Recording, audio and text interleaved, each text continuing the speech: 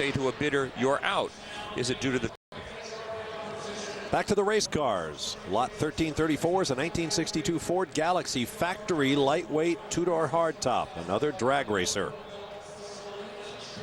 Yeah, guys, this is a very, very special car. This is not to be confused with a regular run-of-the-mill 406 Galaxy. This is actually a 406 factory lightweight. What we have here is basically fiberglass hood, fenders, doors, trunk, aluminum bumpers, radio and heater delete. This is a car that was designed to compete in NHRA's new for 1962 factory experimental class in the AFX category, which meant 8.99 pounds per cube. And this car has a lot of history. It appeared in Superstock magazine. There's a copy of that here with the car. It's a very special car. Steve, how did it do? That's the question. They made it for the competition. Was it a great, winning, successful car?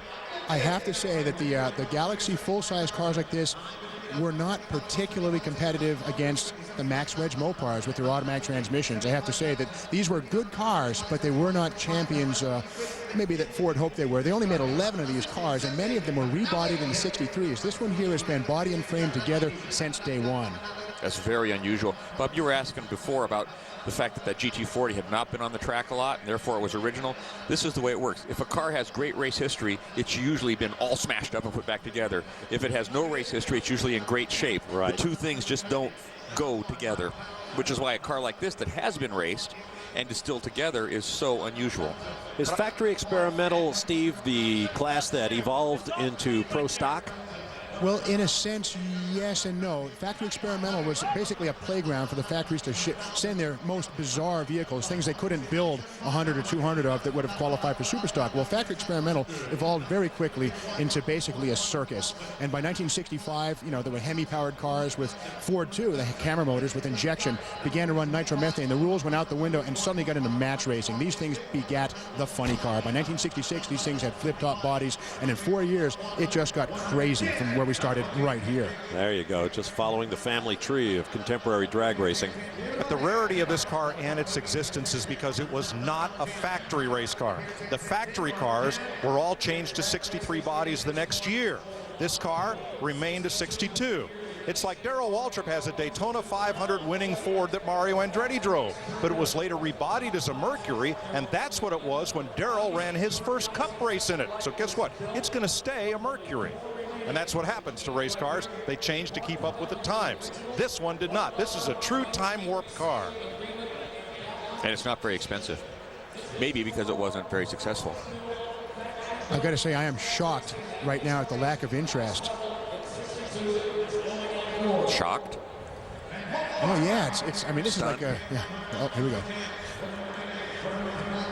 110, 10. Your man's out. I'm at 100,000 here. 110. I'm at 100. I'm going to get 10. Give it about me. I'm at 110,000. I'm at 100 here. 10. Sir, you cannot go wrong right here. I have 100,000. 110. I'm at 100. I'm at 10. 110,000. I'm at 100 here. 10. 110,000. I'm at 100 here. 10. Bid, sir. 100. Amy's on. I'm at 110, sir. 110. I have 100,000 here. 10. 110,000. 1025, got it a bid 5. I'm at 110. 1025, and I'm going to give 110. Amy, you're out. 105, and I'm going to give her 102.5. There's that expression, you're out. 110, got her 20. I'm at 110, I'm going to get 20. 110, 20. Hit it about 120. Now 5. I'm at 125. Amy had her fist in the air. She didn't realize that her bidder was out. We've got 110 right here. I'm at 110, I'm going to get here 110. 120. I'm at 110, I'm going to get 20. I know what you're thinking. I'm at 120. I'm going to get 110. Here to bid 20. I'm at 110, I'm going to get 20. I'm going to get 110. 120,000. 120. 112.5, and now 120. I'm at 112.5, I'm going to get 20, 120,000, 120,000, 120,000. I've got 112.5, here about 120, sir. I'm at 112.5, here about 120,000. I've got this gentleman here, 112.5, 115, now 120. I'm at 150 to get 20, sir. I've got 115, now 20. I'm at 150 to get 20, down. Do it again. I'm at 120. You say it, 120, got her. Now 125, sir. Our friend I'm who's at 120, been buying up all the cars that come across the block tonight. 117. Another gentleman who's made multiple purchases there in the white shirt. Sir, you're back in second again. 125. It's a lot easier to build a collection by just coming here and spending a weekend than goofing around going all over the country. 125. 125. See all those letters you have to write to various car owners. All done. Fair warning. 125. Got it. Now 30. New shooters on. Now 30. Now 125 and 130. Bid is here. Bid is here. 130. Now 130. Now 135. 135, sir. 135. Is he going to go over and look at the bidder now? 135. 135. Bronco. 135. Give him Brown. 135. 150. 150 jumps it from 130 to 150. This is a man who knows what he wants. And it's working. It's working. It's blowing out the other bidder. Yeah. Wanted that badly. 150-75.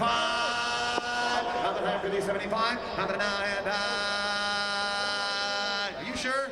Sold it. 150,000. 150. Thank you, sir. He's going to need his own semi to get all of these cars home. Just pack it all in the future liner. Now that went to somebody else. Something got away from this guy tonight. But if he was the underbidder on the future liner at $4 million, he's got $4 million to spend. That's right. But the more he spends, the more he's saving. Another race car now on the block. This is lot 1334.1, a 1964 Ford Thunderbolt two-door hardtop. Now that 62 AFX may not have been a terribly successful car for Ford. That is not the case with the car we've got here. These T-Bolts, 1964 on the mid-size Fairlane body. This was a very successful race car. They built around 100 of them. I'm looking for the exact number here, but I believe it was about 100 of these. They began life as 289 cars. They were swapped by the factory for 427s. We're a lot more interest here and a lot quicker. We're already at 150 grand and still climbing. This is a no excuses factory Ford T-Bolt. Cool piece. Matt, I've seen so many Thunderbolt replicas because it's very easy to build a fakey-do Thunderbolt. It's great to see this one with all the documentation. The owner says it's a clear history. It has no stories or excuses. Guys, this one here is particularly unusual because the vast majority of Thunderbolts had a Ford top loader or a Saginaw type 4-speed transmission. This one here is a cast iron Lincoln automatic. The 4-speed cars were having a hard time hooking up on the 7-inch tires of the day, so Ford tried a couple of cars with the automatic. Butch Leal got one, and this is one too. The shifter is on the column of this car, but it's all legitimate. Did they change the valving inside those transmissions to give them, different shift points? I'm sure they did, yeah. They probably had a manual valve body and perhaps a slightly holler stall speed at that point in time. But of course, torque converter technology was in its infancy at that point. But this is a very, very special car. Most of these were converted to 4-speed transmissions. Butch Leal's car surely was. On the street, these were cool. The big teardrop hood scoop up here. This one's for air exit because there's only 2 headlights. They knock the high beam headlights out, and that's where the engine gets the cold air to the carburetors. You wouldn't believe how many teenagers popped out their high beams to replicate this look on the street. Don't tell your mom. These cars were powered by what they called the 427 high riser engine. There was a low rise, a medium riser, of course a high riser. The high riser was the dragster motor, 425 horsepower, so they said. This is a good piece. We're already over $200,000. Somebody looking to build a solid muscle car or drag racing collection, T-Bolt like this is a great addition to it.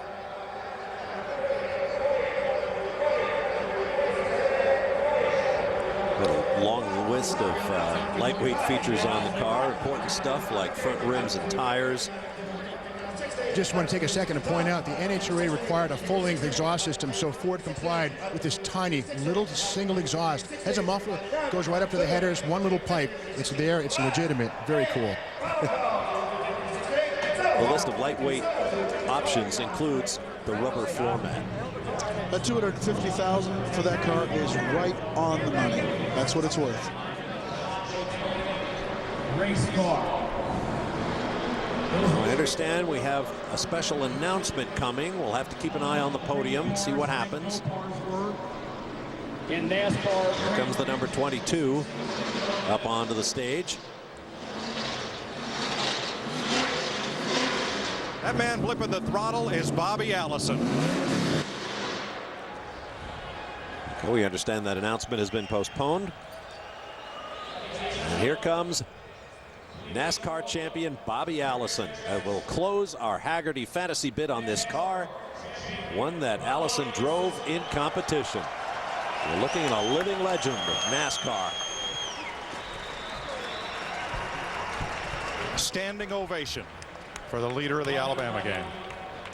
Car owned by Mario Rossi for 6 years, made 81 starts, 5 victories, all with that man, Bobby Allison, 4 of them in 1969. Winning at Bristol on the short track, North Wilkesboro, an even shorter one, Richmond and Macon. Not sure about Macon, but perhaps they're all short tracks. Richmond was only a half-mile back then. You know, it's funny how racers can look at a car, look at the quality of welds, look at how little brackets were placed here or there, perhaps for their own preference, and say, yes, I drove this car, even if it was 20, 30, 40 years ago. Here's Bobby. This car also won in Atlanta in 1970, and that was a big track. What a great event this is. Is this your first Barrett-Jackson experience? Yes, this is my first Barrett-Jackson experience. It really is. We're getting ready to auction off one of your former race cars. Do you remember this old machine when you raced? I sure do. You know, unfortunately, I've got a little memory loss around the late 80s. But back there, I remember pretty good. And that car won the first NASCAR race for Dodge after they went to the wings. We won Atlanta that spring, and it was a great time. Well, let's bring in Craig Jackson. Craig, remember when Bobby raced NASCAR, no doubt? He was a good one. I grew up, and I remember these cars too. Very famous. That's really what made the Hemi engine very famous in NASCAR and in drag racing. You were a big part of it. It's a piece of history we're selling here. Let's get it done. Let's do it. I'm going to tell you, we're going to get about an Alabama gang right now. What a great thing to see a driver reunited with his car after all that time.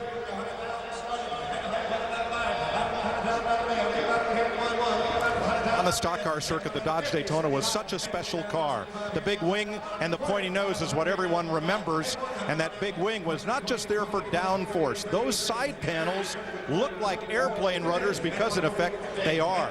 They gave the car very great straight line stability. There are little fender exits up at the top of the front fenders to allow air to escape for more downforce, and they're cut out on the race cars underneath to allow tire clearance when this thing sucks down to the racetrack. What a great piece of NASCAR history. Mike, why don't you go to the back for us? You can see the very top of the wing there is hinged so that you could adjust that spoiler. So I think these cars had an adjustable spoiler in 1969. Correct. The rake of the spoiler is adjustable, not by the driver, but in the pit and garage area. It could be adjusted. Another thing to look at, too, is you'll see the top of the spoiler is flat. The bottom has the curve to it. This is called an inverted Clark Y-foil. Well, just like an airplane makes lift, this basically creates downforce. The air traveling below it is different from the air traveling over it. It creates downforce, about 500 pounds at 200 miles per hour. Why don't you show us, too, there's the struts inside the trunk. You can see the down thrust struts from the wing there. That's exactly, so it really pushes that downforce right down onto the suspension. That's right. If it wasn't for those, the quarter panels would buckle for sure. Great history behind this car. It was found in a barn in the Midwest in the early 90s by a gentleman named Pat McKinney from Simi Valley, California. It was wearing 1970 Charger front sheet metal, but had all of its Daytona parts, all the extra aerodynamic parts were with the car. No chassis number could be found, but they found the paint color and figured out that it was the car that you see before it now in terms of history, Bobby Allison's association with it, and so on. Mario Rossi was the engineer behind this car, and he was a great innovator in NASCAR. Some of the tricks this car has may just never be known by mere mortals like us.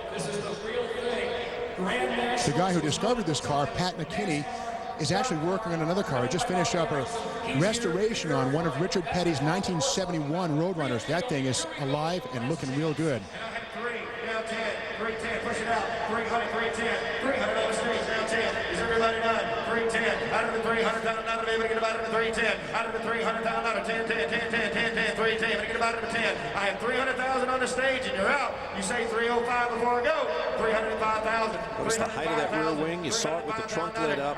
That's why it was placed that high above the car, because they had to be able to get into the back of it.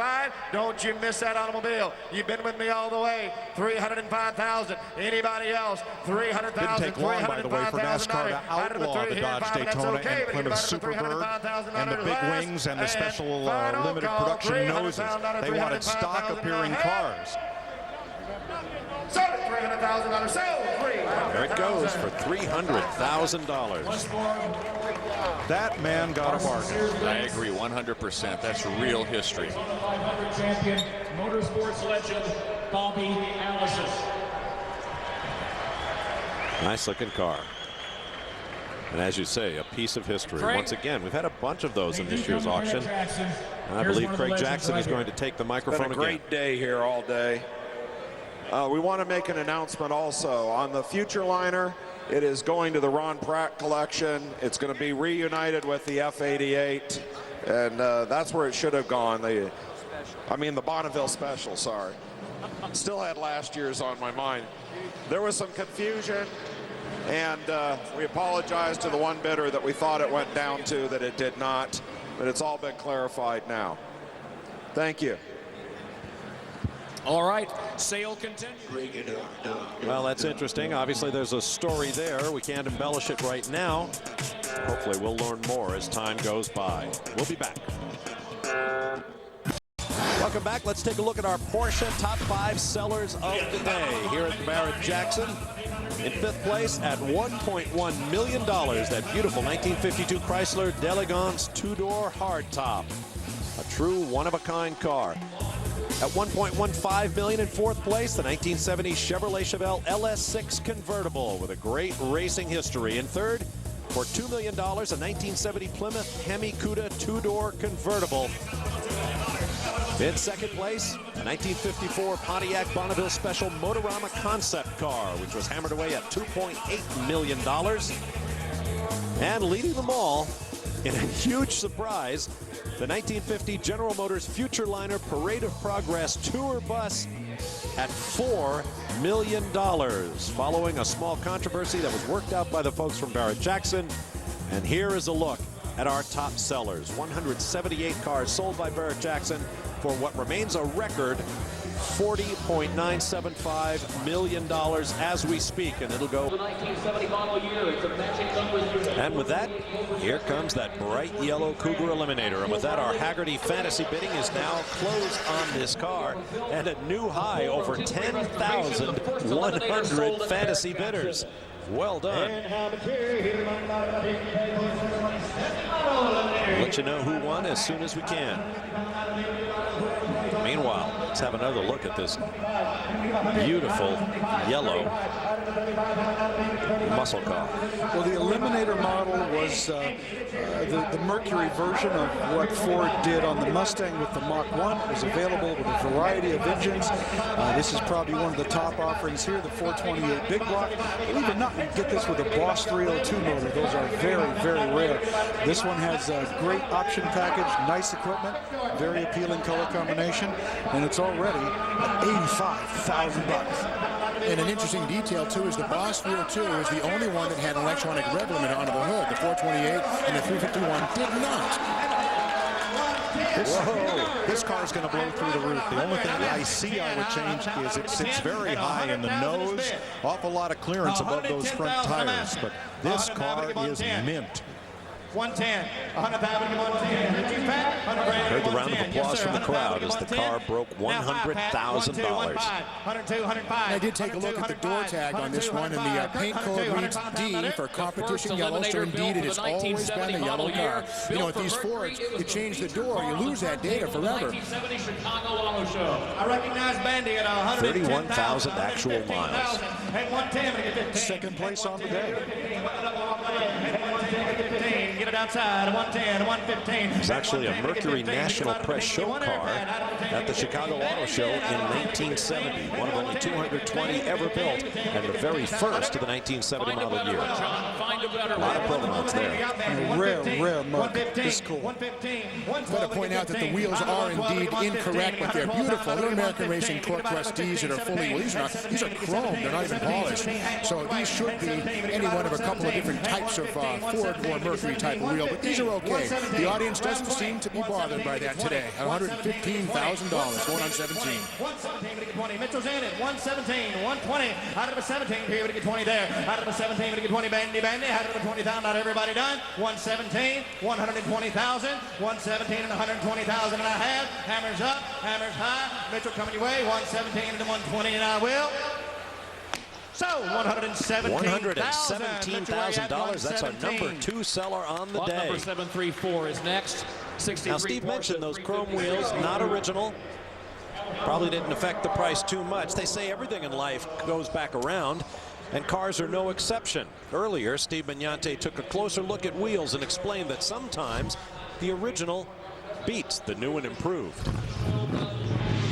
It's gotten to the point where most every muscle car restoration we're seeing these days is being fitted with chrome wheels. Even those cars that didn't originally come with chrome wheels, they're starting to kind of look the same.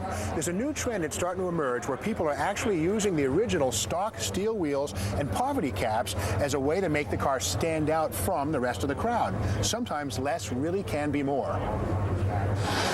To the Barrett-Jackson auction, we saw a pretty touching little vignette about Dave Ressler, how he came to be a car dealer and his devotion to the collecting hobby. A whole new series of Life on the Block episodes is being shot at this year's auction, so check speedtv.com for those episodes.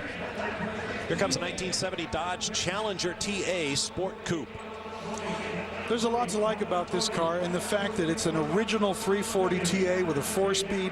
It's the subject of a complete restoration, a low-mile example. It would have been easy for this owner, or at least tempting, for them to turn it into a Hemi clone or something like that, but they resisted it and left it a 340 TA 4-speed. Matt, I think over time the TA cars are going to rise in value above any other E-body except the Hemi, because these were the cars that had to be built to certify the Challenger for SCCA Trans Am competition at the hands of Sam Posey and his occasional teammate Tony Adamowicz. So this car has a great competition heritage all its own in what was the greatest American full-bodied road racing series of all time, the 1970 Trans Am. It's true, these cars are so beloved. There are an awful lot of clones and recreations made, but this one here is the real deal. We know that because we see the A53 code on the VIN tag right here. A53, that, and of course the Trans Am fender, which represents the fenders which have been radiused on the inside to make way for the larger front tires. They actually, their lips are rolled here. Real deal car, very, very nice.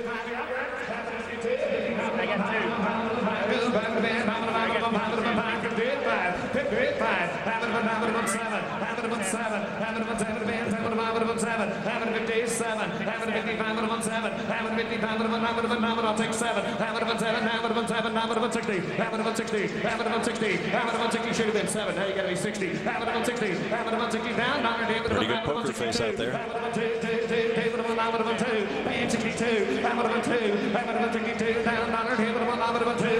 If this car was sublime instead of red, the color of the cars that were raced in the Trans Am, add about another 10 to 15,000. Interesting to watch the communication between the auctioneer and the bidder assistants. Sometimes the auctioneer sets the price and the bidder simply agrees. Sometimes the bidder assistant has to communicate. 62,000. Pretty well bought. I agree with you, Mike. That's an appealing model. I love that side exhaust, high winding 346 pack, pistol grip 4-speed, heavy duty suspension, cool E-body. Speaking of time, we're just past the top of the hour into our 4th of 5 hours of live speed coverage of the world's greatest collector car auction, Barrett-Jackson. I'm Bob Varsha with Matt Stone, Mike Joy, Steve Magnante, and Rick DeBrule. Now on stage, Pontiac fans, I know from your emails at speedtv.com you've been feeling abused. And ironically, it seems like every time we go to commercial break, a Pontiac pops up on the block. We caught this one, 1970 GTO Judge, two-door hardtop. And this is a good one to catch because there's a couple of rare options that were combined here. This, first of all, has the 400 cubic inch Ram Air 3. It's a 4-speed, it's documented, and it's a Judge. So good combo here. The phrase, "Here come the Judge," did not originate on the Laugh-In TV program. I believe the comedian Pigmeat Markham coined the phrase, and it later achieved widespread use on Laugh-In, and the Pontiac folks said, all right, here's the Judge. And it's a submodel off the GTO, produced in limited numbers, but just a little bit excitement. About the time Plymouth did the Roadrunner and there were cartoon cars abound, Pontiac wanted to be the judge and the jury and rule the roost. Well, yeah, this car was supposed to have started out as a budget supercar, but it turned out to be kind of a gussied up GTO with slightly more expense. Funny thing is, 1970 was the year that the 455 made its big debut at Oldsmobile and Buick. Well, Pontiac had an optional 455, but the real Top Gun motors were still their 400 cubic inch engines. And at the back of these cars, the 400 cubic inch motors use an 8.1 inch ring gear, whereas the 455, Pontiac wisely put an 8.8 inch ring gear, Canadian built 12 bolt, only behind a 455. I guess they were afraid that 500 foot-pounds might shell the smaller axle. But again, the 400s were the top dog motors for 1970 in Pontiac. The holy grail of GTO collectors is probably a 1970 Judge convertible. They made, what, 5? And 134 GTO convertibles total that year.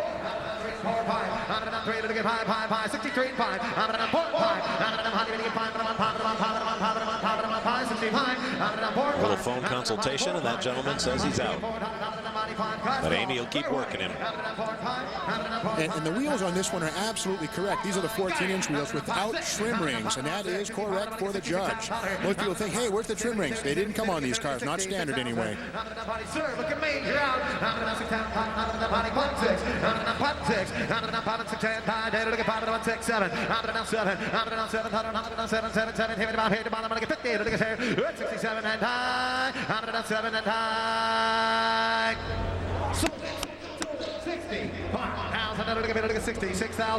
That is 65, 66. Looks like 66 is the final hammer price.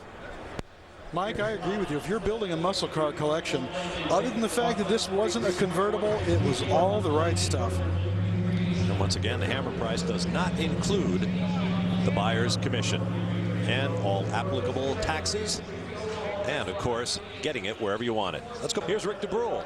And we're going to do our final car spotter for the night. First time we're going to catch up to the CUDA range. Now this is a 1971 CUDA. We want to talk about the difference between this and a 70. Right off the bat, you can tell by looking at the grille. It's got these 6 segmented parts. In fact, they used to call it the cheese grater. It's also got dual headlights, which they didn't have on either the 70 or the 71. And as always, like with American Iron, just go to the back. Different tail lights for this year, particularly different than the next year, the 72, which had round ones. We've got this single reflector right there and a backup light. And I even like the color. Up on the block. Hey, Pontiac fans. A 1966 GTO convertible. Nice combination, too. Of course, has the GTO 389 V8. This one with tri-power carburation, 4-speed, and air conditioning. Claimed numbers matching, fully restored 66 GTO ragtop. Boy, oh boy. Cool. This one's a sweetheart. Under the hood, we see the triple carburetors with the correct for 4-speed mechanical linkage to the end carburetors. Vacuum would be present on an automatic car. Nice, beautiful car. In yesterday's coverage, we saw that Cadillac that actress Pamela Anderson gave to her then fiance Kid Rock. They have split up. The car went up at auction. I understand Sheryl Crow gave Lance Armstrong a 67 GTO when they were engaged. Of course, they never got married. They have since split up, and I always wonder what happened to that car. sold it. $65,000. $65,000. For what many consider the original muscle car, the GOAT. Same back at you. Just takes it. Good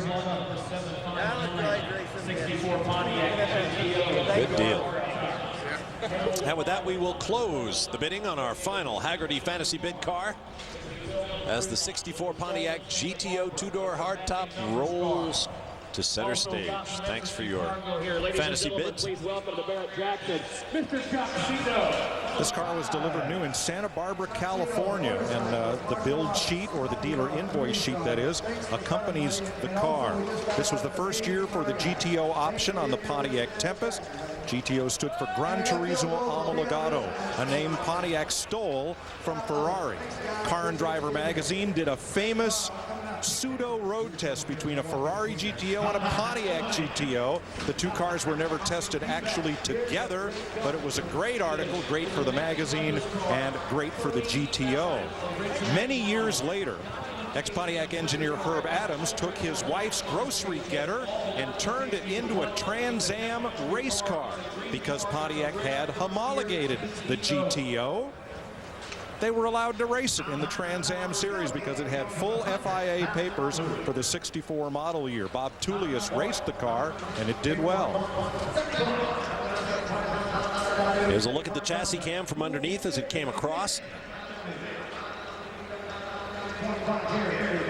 Drive shaft turning, nice and clean. Excellent workmanship underneath.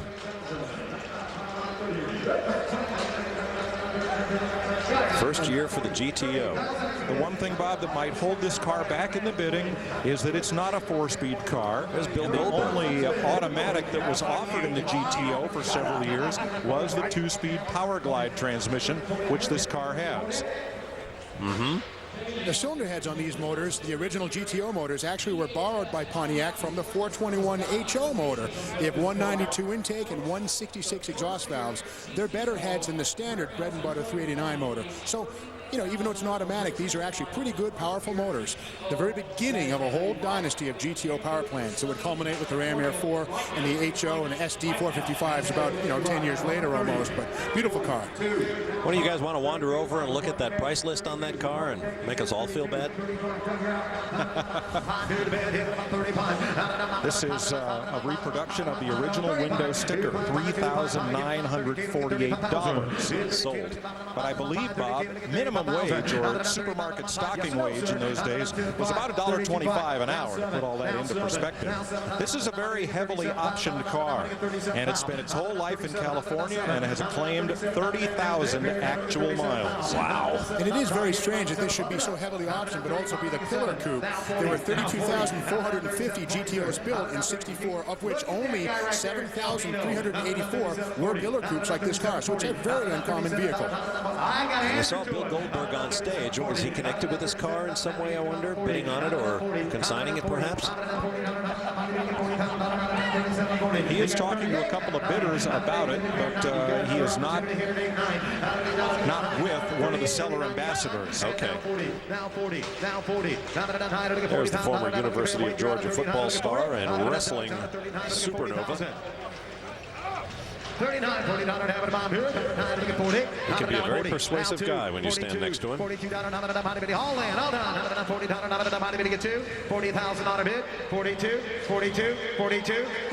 Yeah, a serious muscle car guy. Oh, yeah. Bill is a collector. With the originality and the paperwork, this is wholesale money. There's Mr. Excitement, Jimmy Spencer. Bids on the phone. All done at 40 pound on 7 David about 77777 all in. Oh man. $47. How can you say no? Look around you. This one could fall into our well bought category at that number. I agree.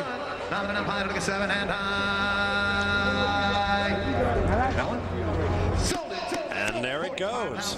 Wow. 45,000. Boy, oh boy. We'll take a break. Lots more to come. Stand by for more from WestWorld. Listen inside. Lights are still burning. Lots of bidders on hand. Lots of spectators watching and lots of great cars still coming to the block. How about a 1971 Plymouth Cuda two-door hardtop? Well, this one here, guys, is what they call a two-tag car. And what do I mean by that? It's so heavily laden with options. There are 2 trim tags here on the fender. Now, the air conditioning line does obscure one of them, but this car is loaded with some of the most desirable things. You get the A22 code, the elastomeric front and rear bumpers, the E65 High Performance 383, and, of course, the A45 code, which represents the front and rear spoiler package. This is a loaded car. It's not a Hemi, but it's a very unusual car. Mike? And the V6X billboard stripes, which are vinyl on the side that proclaim it's a 383. Very few of these were produced in sassy grass green. Well, this is the car that Rick talked about in his spotter's guide. It's making big numbers now, 95,000 currently, well into our top 10, and people are liking this color combination and all these options.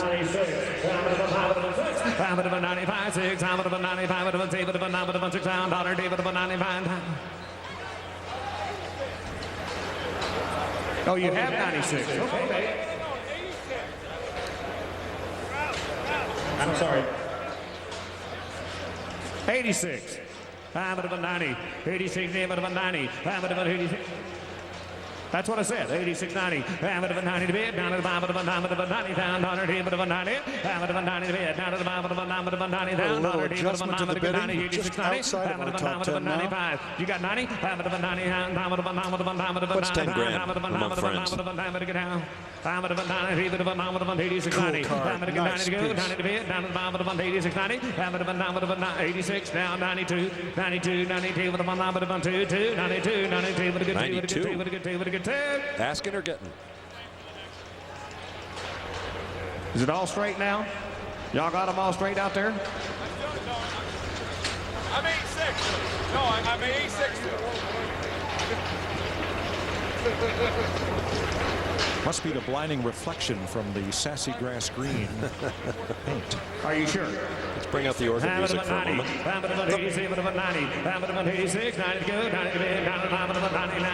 All in good fun. So, 86,000. Well, that was a roller coaster ride. 86,000 plus the 10% buyer's premium.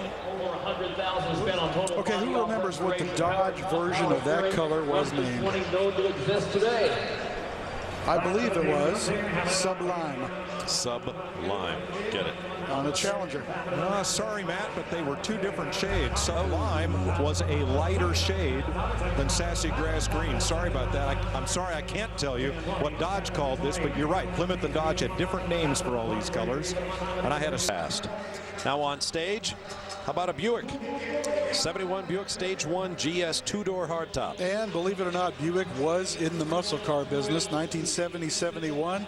They made these intermediate bodies. This one has the 455 big block. It's rated at 345 horse and a very rare 4-speed transmission for this model. Bill Goldberg chatting with Alan Lewenthal, who's been a fairly prominent personality in recent years here at Barrett-Jackson. Inside the trunk of our car, the car's pretty, but we do see a little bit of hastiness going on. This is the deck lid lock. Well, it's oversprayed. Guys, you take that off before you paint the car. This is quite a rare car, though, because Buick, like Oldsmobile, couldn't decide if they wanted to be in the luxury car business or the muscle car business. They kind of wanted it all. The owner points out that during the restoration, they decided not to replace the factory vinyl top this car came with, and I would say good thing, but also nice to point that out. And, you know, 1971 was actually a tough year for the GS 455. They sold 55% fewer GS 455s in 71 than they did in 70. But, of course, the entire muscle car thing was starting to collapse in 71. So Buick was feeling the pain just like everybody else was. This is what we love to see. Documentation includes the original build sheet, a reproduction build sheet, and a bunch of other stuff documenting the provenance as it sells for $52,000. Well, the buyer could have looked a little happier. The car is his. Plus, currently on the block, a 1974 Torino GT Fastback. This was the big NASCAR bodied car. 429 big block, 360 horse with a factory 4-speed, power steering, and front disc brakes. I think this is a car in remarkable condition. Reason being, the sellers from Maine, this car spent its entire 68,000-mile life in Massachusetts, and yet it appears to be virtually untouched by the road salt that was lathered on all the roads of the Northeast back in that day. It's a claimed one of one, and that's true. But being the only grabber blue such car with a blue vinyl bench seat built, that's one of one, but how significant can that be? Now, to the right person, it may be everything, if blue on blue is your color. Well, I got to say, I grew up in Massachusetts. I know what you're talking about with that rust, and I'm running my hand under the quarter panel here. I don't feel any signs of patchwork or Bondo. So, yeah, it's surprising this thing made it through without lots of holes in it. It is a basic car, no shaker, no hideaway headlights, no sport slats, but it is a 429 4-speed car. And at this point, $36,000. That's a good number. 35, 37, 11, 35, 7 to go, 7 to bid, 36, sir. Going to give 36. Going to give 36. Just one time. 35's the bid, asking 36. You'll do that? 36,000. 35, 36. Now, in the how do you tell department, you carry a refrigerator magnet, a soft one, not a hard metal magnet like this one with my son Scott, and with the car owner's permission, see if it easily sticks. And this one sticks to the tune of $36,000. Nice money for a nice car. I would say so for an original matching numbers car, well documented. Buyer and seller are both going to go home happy here. We'll move on to our next lot, 957.1, meaning it was a catalog adjustment. Rather than give all the cars that followed a new lot number, they simply turned to Mr. Dewey and used his decimal system. Instead of 958, it's 957.1, and it is a 1967 Pontiac GTO convertible. Rain or no, it's nice to see the top down on this Pontiac. It's 335 horsepower, 400 cubic engine. This one has the automatic. And Steve, refresh my memory. For 67, was it not available with both the 2-speed Power Glide and the 3-speed, the new 3-speed automatic? Well, that is correct. Actually, the 2-speed automatic would have been called the Super Turbine 300. Not quite Power Glide, but yeah, that was the basic transmission. But if you wanted to pay a little extra, you got the modern 3-speed Turbo 400. Of course, in this day and age of 6- and 7-speed automatic transmission, 3-speed sounds kind of archaic, but it was a big deal back in '67 when it made the arrival. Mike Joy, what are you seeing? Well, how much was a little extra? $226.44 for the 3-speed Turbo Hydromatic, and that helped bring the sticker price on this Milwaukee-delivered GTO ragtop to $4,113. This is also the first year for the beautiful new 14x6 Rally 2 Pontiac wheels, which of course are such a staple in the Pontiac wheel world, and they're on this car and they are correct. You got 57, now 60,000, young lady, you're out, now $60,000. Ooh, two bidders standing shoulder to shoulder. And of all the GTOs built in 1967, roughly 10% were convertibles. The rest had steel roofs. So these are rare cars. There's Amy Sparks-Sassiter working another bidder. They'll push the car off. They don't drive them off to avoid the exhaust gases on stage building up. 3 bidders still in it. This could go on a while. Mark Gilman, the auctioneer, controlling things. It does not go on. Mark thought that was all the money they were going to get, and down comes the hammer. $61,000 for that beautiful goat. That was cool, because in the Old West, the gunslingers never stood that close. Boy, hearing that $4,000 manufacturer's suggested list price just makes you want to reach for the defibrillator. Once under the biggest part of the big top, we move on now to, well, the first Hemi we've seen in quite a while, and there's about 24 of them in this year's catalog. This is a '67 Plymouth Hemi GTX 2-door hardtop. It's been happening fast. The bid is at $130,000. Oh, yeah. That puts it #1 top sale on the day so far. Steve Magnante, tell us what we're seeing. Looks like a very well-decoded car here. Well, this is actually a beautiful GTX. And one thing, the J code on the 5th digit tells it's a real Hemi car, but also underneath here is a skid plate on the K-frame right there. Well, that's something that identifies this for sure as being a Hemi car. Mike Joy, I'm lying on my back. Will you take over? And I can't get up. No laying down on the job. It's B5 blue. That was one of the more popular colors. Has a navy interior. We talk about a protector plate. Chrysler called it a Certicard, and it's something that the original owner got after he bought the car from the dealership. As it's hammered away for $135. Here's a look at it. And they mail this to you from the manufacturer so that when you go in for warranty work, there's no mistake in someone at the dealership writing down the serial number for your information. Now, usually when these cars transfer to a second or a third owner, these things are tossed away. So kind of nice to see one, if indeed it is an original one, still going along with the car. It's a simple enough combination.